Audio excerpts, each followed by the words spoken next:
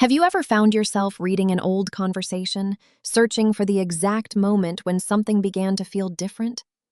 Maybe it was a message that was never answered, a promise that quietly disappeared, or another evening spent wondering whether you had somehow asked for too much when all you really wanted was honesty. Hi, and welcome to Slow Down with Brenda. A few months ago, a woman I'll call Mai wrote to me. She said she'd read the same 3 text messages so many times she could recite them by heart.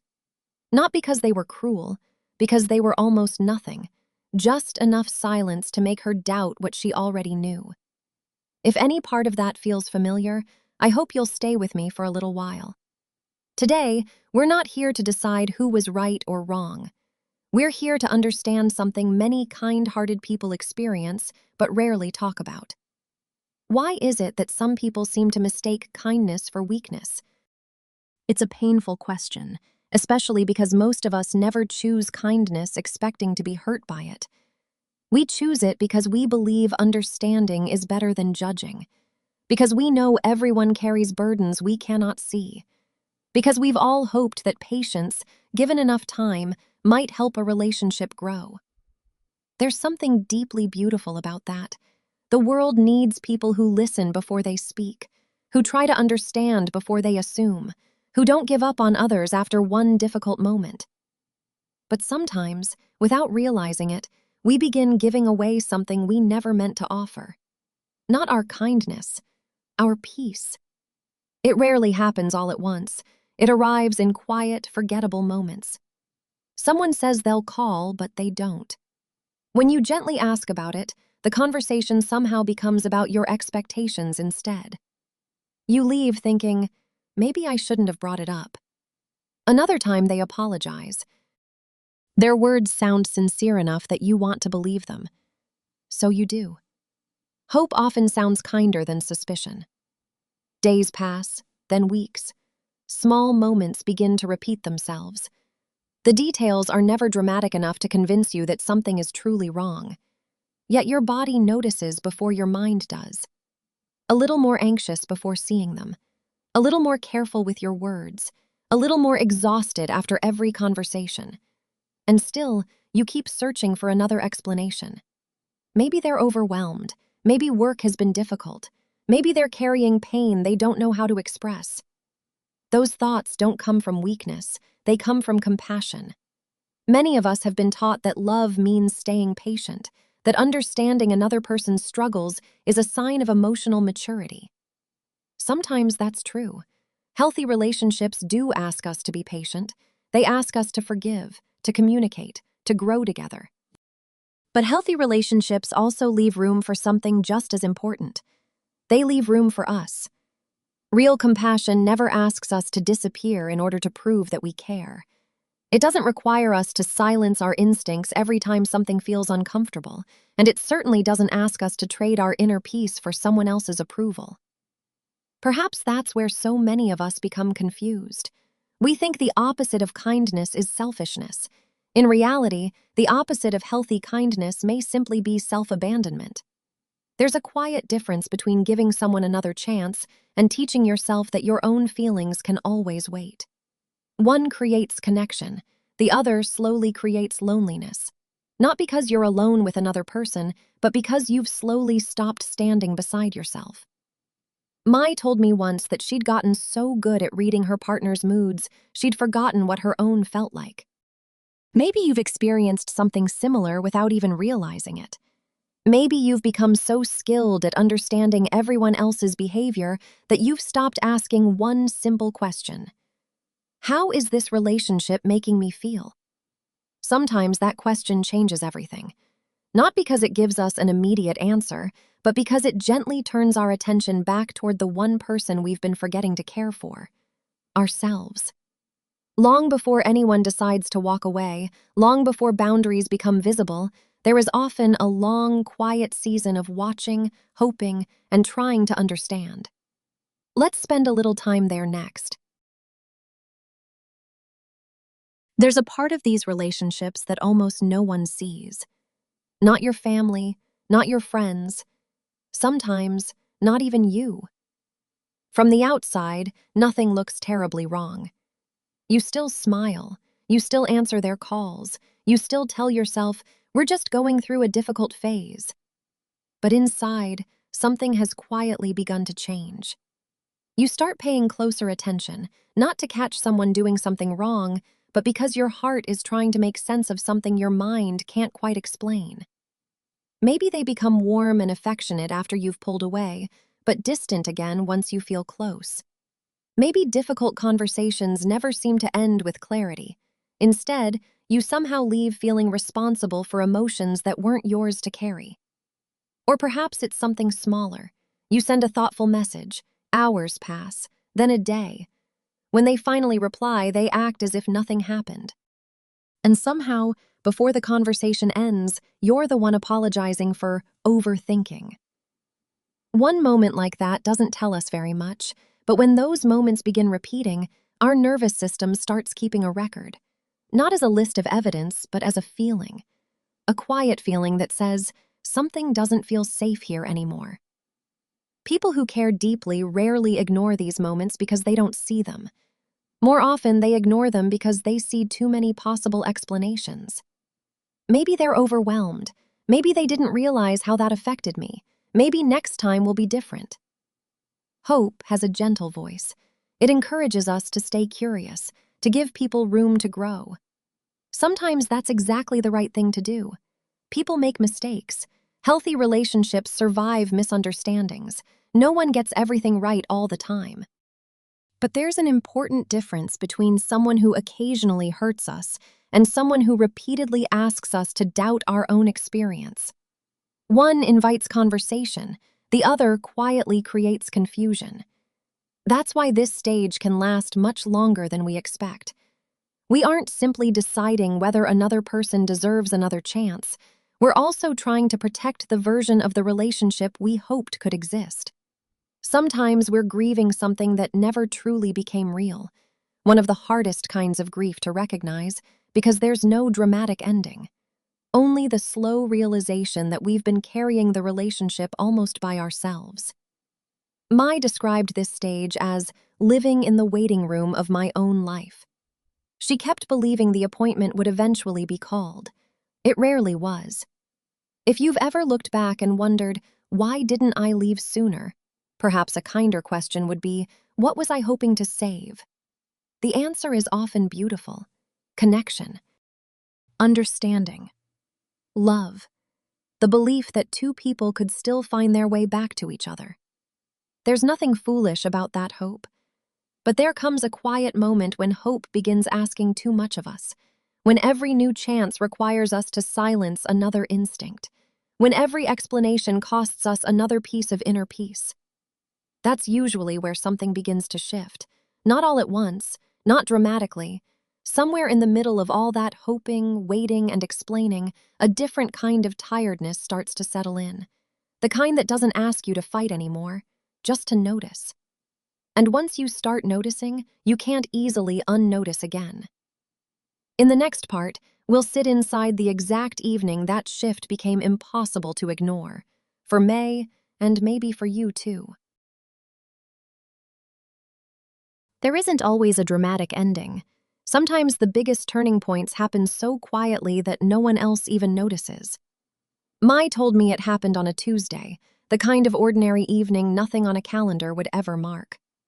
She'd gotten home late from a shift at the clinic where she worked, made a cup of tea she never got around to drinking, and sat down at the kitchen table with her phone in her hand, rereading the same conversation for what felt like the 10th time. It had started small, the way these things usually do. She'd written, "I just need to know if we're okay." He'd replied 20 minutes later, "Why do you always have to make everything so complicated?" She read that one line so many times, the words eventually stopped meaning anything at all. She began typing a reply, something like, "I'm not trying to complicate things, I just want to feel like this matters to you too." She deleted it, typed something softer, deleted that too. She'd done this so many times before, quietly editing her own feelings down until they sounded small enough not to bother anyone. Something felt different that night. Not because she'd found the perfect explanation, because, for the first time, she realized she'd been carrying the entire conversation alone. That realization rarely arrives with anger. More often, it arrives with exhaustion, the kind that doesn't come from one difficult day, but from repeatedly translating your feelings into words, only to feel unseen anyway. You begin to notice a pattern. Every conversation starts with your experience, but somehow ends with you defending it. Every honest feeling becomes a debate. Every boundary becomes something you have to justify. Every hurt becomes another opportunity to prove that you're not being too sensitive. After a while, something inside us quietly asks, if I have to explain my pain this many times, am I truly being heard?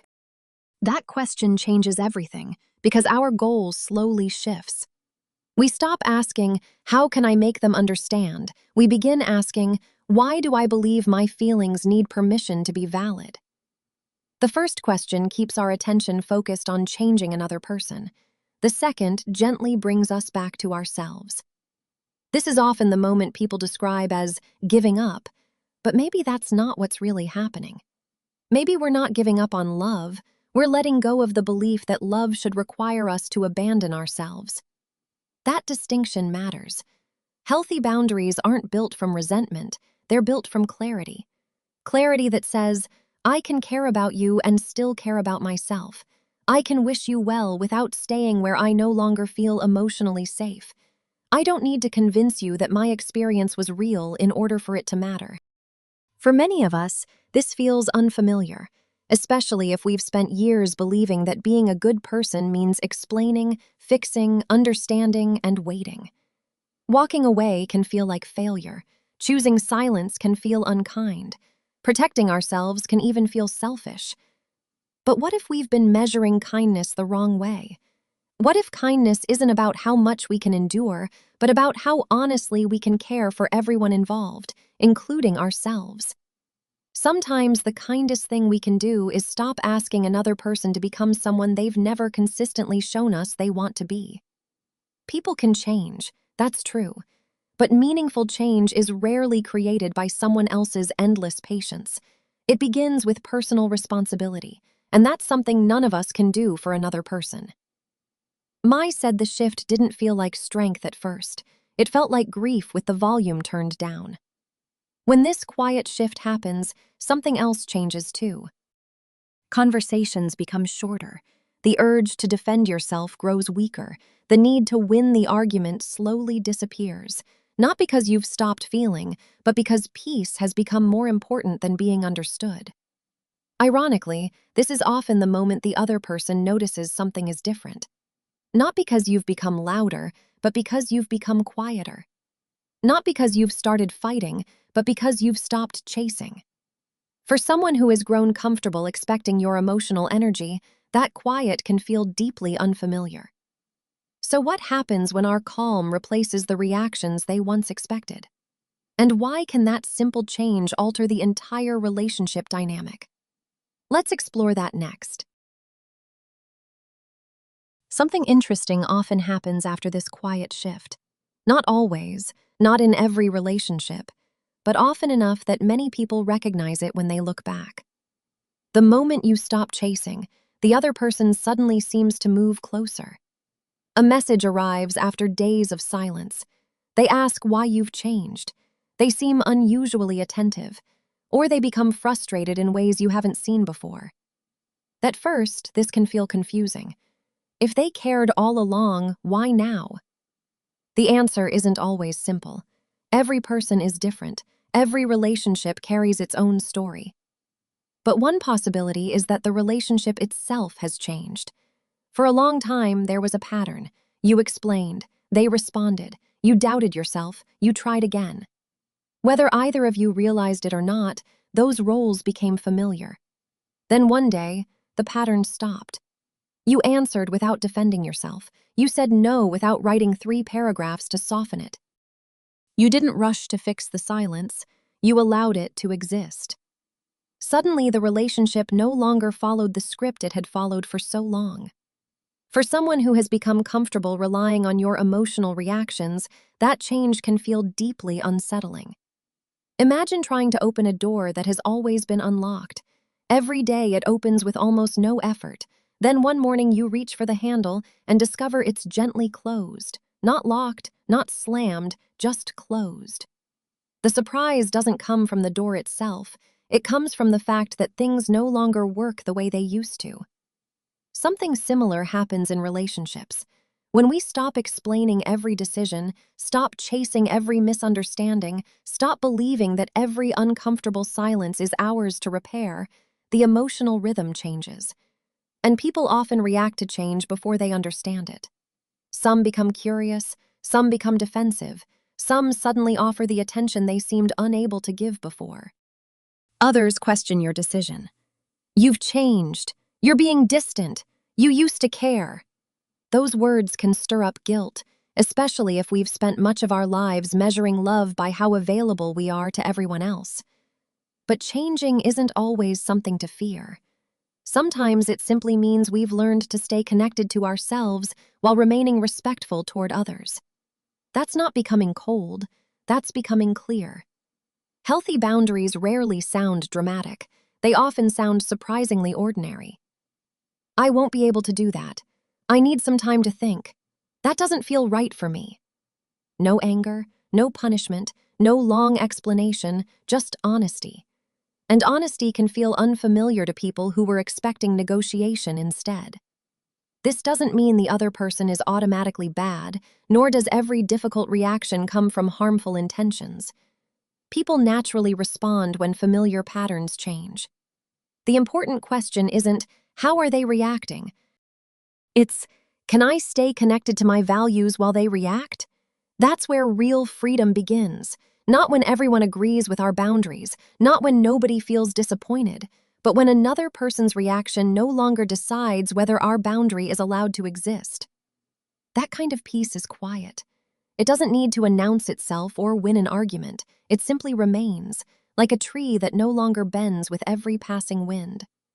And once we experience that kind of steadiness, something unexpected happens. Our attention slowly leaves the relationship that hurt us and begins returning to the relationship we will live with for the rest of our lives, the one we have with ourselves. That's where our journey ends, and perhaps where a new one truly begins. By the time we reach this point, it's easy to believe the story has always been about the other person. What they said, what they didn't say, why they changed, why they stayed, why they left. But perhaps the most important part of the story has been quietly waiting for us all along. Because healing doesn't really begin when we finally understand someone else's behavior. It begins when we become curious about our own. Not with judgment, but with compassion. Maybe you've been asking yourself, how did I miss the signs? Why did I stay so long? Why did this affect me so deeply? Those are understandable questions. They can also become another way of carrying blame that was never entirely yours to hold. What if we asked different questions instead? What was I hoping for? What did this relationship teach me about my own needs? What kind of life do I want to build from here? Those questions don't keep us trapped in the past. They gently guide us toward the future. Most of us weren't staying because we enjoyed being hurt. We were staying because we believed that if we loved well enough, if we explained clearly enough, if we remained patient long enough, things might finally become what we had hoped they could be. There is nothing shameful about that. It speaks to the beautiful part of us that believes people can grow. And they can, but growth is an invitation. It can never be forced. Not by love, not by sacrifice, not by losing ourselves. Perhaps one of the quietest forms of wisdom is learning the difference between supporting someone's growth and making their growth our responsibility. Those are not the same thing. One is rooted in love, the other often grows from fear. Fear of letting go, fear of disappointing someone, fear that walking away means we didn't care enough. But leaving a relationship that repeatedly costs you your peace is not the opposite of love. Sometimes it's the deepest expression of self-respect. And self-respect is not selfish. It's the foundation that allows kindness to remain kind. Without it, compassion slowly turns into exhaustion. Generosity turns into obligation. Love turns into survival. So perhaps the goal was never to become someone who never gets hurt. That's impossible. The goal is something much gentler, to become someone who notices sooner, someone who trusts their own experience a little more, someone who understands that boundaries are not walls built to keep love out, they're doors that help love enter safely. Mai messaged me again, a few months after that Tuesday. She said the strangest part wasn't that things got easier right away. It was that she started recognizing her own voice again, in small things, like telling her manager at the clinic she couldn't take an extra shift without over-explaining herself, or saying, "Actually, I'd rather not," without a paragraph of apology attached. She said it felt less like an ending and more like coming up for air. Before we finish today, I'd like to leave you with one small practice. The next time you feel the urge to explain yourself for the 10th time, pause. Take one slow breath. Instead of asking, "How can I make them understand me?" try asking, "What do I need in this moment to feel safe, respected, and at peace?" You don't have to answer immediately. Just let the question stay with you. Sometimes healing doesn't begin with finding the perfect answer. Sometimes it begins with finally asking ourselves the right question. If today's conversation resonated with you, I'd love to hear from you. In the comments, share just one word that describes what peace means to you today. Maybe it's freedom, clarity, rest, hope, or perhaps a word you've only just begun to discover. Wherever you are on your journey, thank you for spending these moments with me. Take gentle care of yourself, and until next time, let's keep slowing down one quiet step at a time.